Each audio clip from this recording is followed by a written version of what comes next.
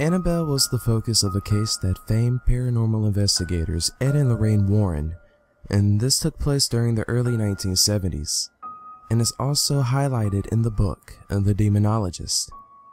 It has been stated that this is one of the most unusual cases of a possessed object on record. In 1970, a woman purchased an antique Raggedy Ann doll from a hobby store. The doll was a present for her daughter, Donna, on her birthday. Donna at the time was a student in college preparing to graduate with her nursing degree and resided in a tiny apartment with her roommate Angie, a nurse as well. Pleased with the doll, Donna placed it on her bed as a decoration and really didn't give it a second thought until a few days later. Within that time, both Donna and Angie noticed that there appeared to be something very strange and creepy about the doll. The doll apparently moved on its own, relatively unnoticeable movements at first, like a change in position, but with the passage of time, the movement became more noticeable. Donna and Angie would come home to find the doll in a completely different room from which they had left it.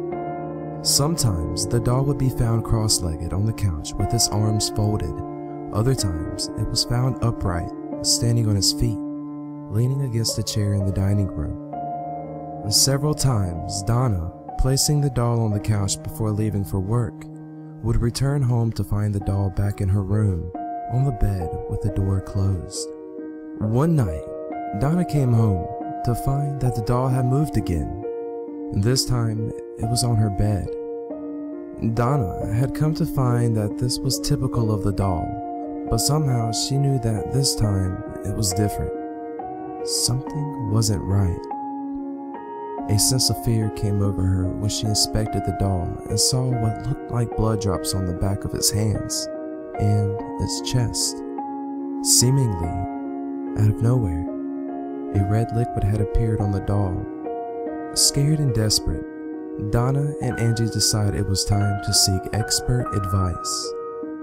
Not knowing where to turn, they contacted a medium and a seance was held. Donna was then introduced to the spirit of Annabelle Higgins. The medium related the story of Annabelle to both Donna and Angie. Annabelle was a young girl that resided on the property before the apartments were built. She was a young girl of only 7 years old when her lifeless body was found in the field upon which the apartment complex now stands.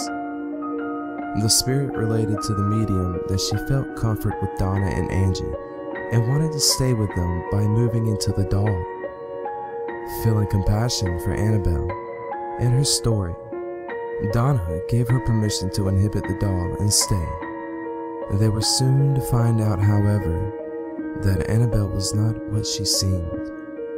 Lou was friends with Donna and Angie and had been with them since the day the doll arrived. He had never been fond of the doll and, on several occasions, warned Donna that it was evil, saying that she should get rid of it. However, Donna had developed a personal tie to the doll and decided to keep it, despite Lou's feelings. Her decision was a terrible mistake. One night, Lou awoke with a jolt of terror, a jolt that didn't seem like it was from his usual nightmares. Somehow, something felt different. What would appear to be a common case of sleep paralysis became all too real. He looked around the room, but couldn't discern anything out of the ordinary. At first anyway. Looking down toward his feet, he saw the doll, Annabelle. It began to slowly glide up his leg, moving over his chest and stopping at his neck. Helpless against it, the doll began to strangle him. After a moment, Lou, at the point of asphyxiation, blacked out.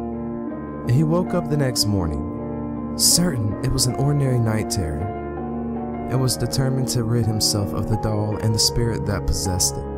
Preparing for a road trip the next day, Lou and Angie were reading over maps alone in her apartment. The apartment was eerily quiet. The silence was broken when rustling sounds coming from Donna's room aroused fear that someone had broken into the apartment. Lou, determined to figure out what was causing the noise, quietly made his way to the bedroom door. He waited for the noise to stop before entering and turning on the light. The room was empty except for Annabelle, whom was tossed in the corner of the floor. Lou searched the room for signs of forced entry, but nothing was out of place. As he got closer to the doll, he got the distinct impression that somebody was behind him. Spinning around, Lou found that despite his unease, nobody besides himself and the doll were in the room. Then in a flurry of motion, he found himself doubled over with pain, with blood dripping from a cut on his chest. Upon opening his shirt, there on his chest were what appeared to be 7 distinct claw marks. I hope you enjoyed this article, and should you ever want to visit the infamous Annabelle, she can be found at the Warren Occult Museum in Moodus, Connecticut.